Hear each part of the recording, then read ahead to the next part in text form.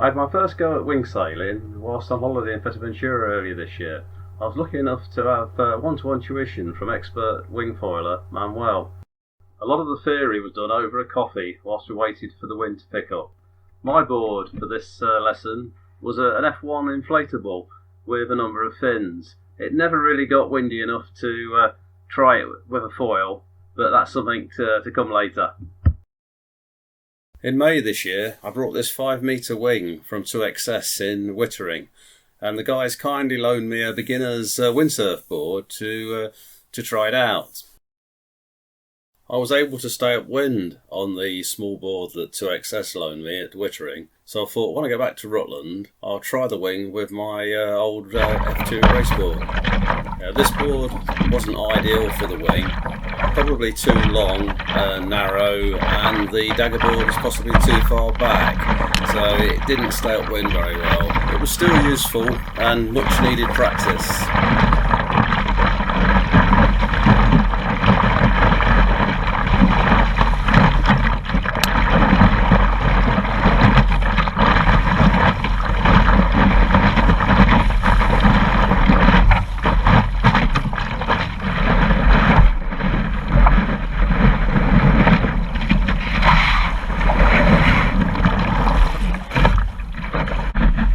Blowing about a force 4, gusting about up to 30 knots. So I rigged a 7-metre race sail, an old race sail to use on my old race board, and had a great time. I used to regularly race this board in the early to mid-90s, getting my best ever result in 1991 when I won the NCH Rutland Windsurfing Marathon. I've forgotten how much fun these old longboards can be. Dagger board down, track forward, it goes upwind like a sailing dinghy, or slide the track back, dagger board retracted, and it's like a slalom board.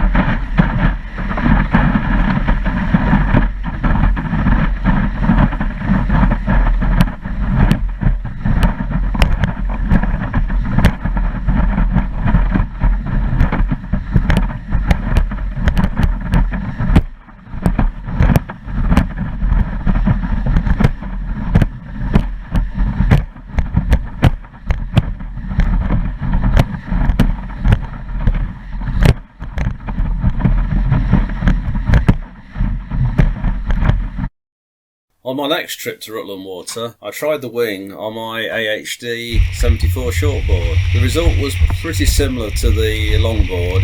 It wouldn't stay upwind. After a bit more useful practice with the wing, I switched to windsurfing again and had a brilliant blast on my AHD.